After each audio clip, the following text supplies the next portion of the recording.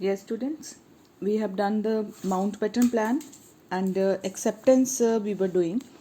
I think only one first point I was going to explain.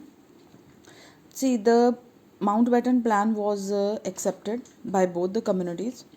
The reason behind was this that the large scale riots, they were creating a lot of problem into in the country, and if no solution will be there, then there can be a cold war. Okay. Secondly, the league has joined the interim government to abstract, not to cooperate. Muslims, they were not ready to work with the Congress leaders, so they used to create the problem.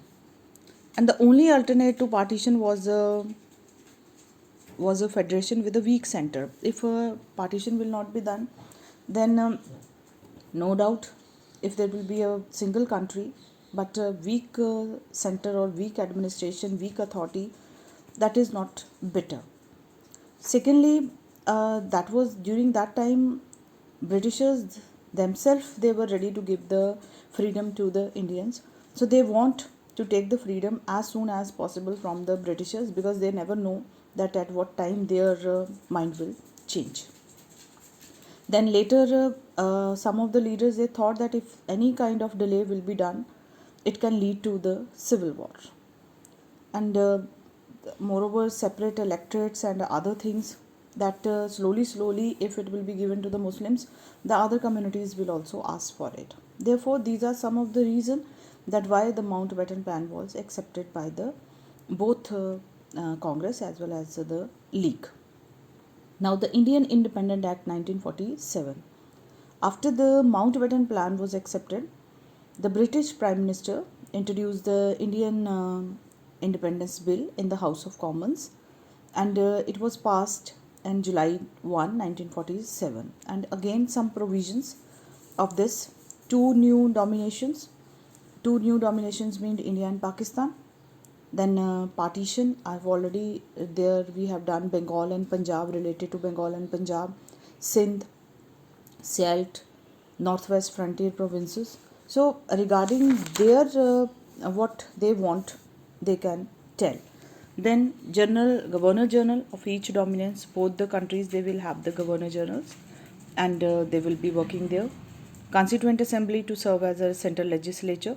There will be central constituent assembly will be there, and they will be having full powers to make the laws.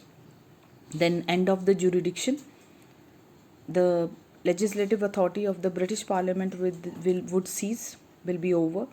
Titles of Emperor of India, King of England, it will not be there.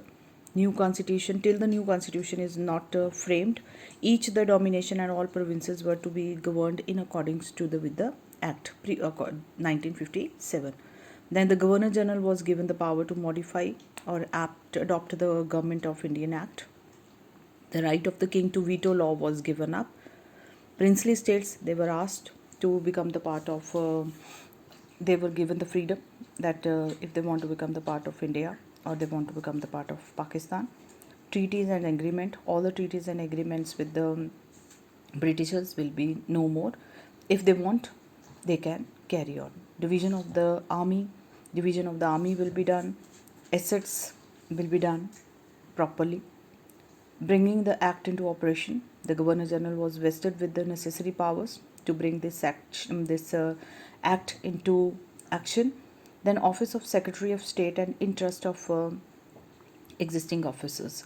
So some provisions was made for the safeguarding the interest of officers appointed by the Secretary of the State. The office of the Secretary was abolished. So these were some of the provision under the Indian Independence Act 1947. So many of the points of this they are same as the Mountbatten Plan only.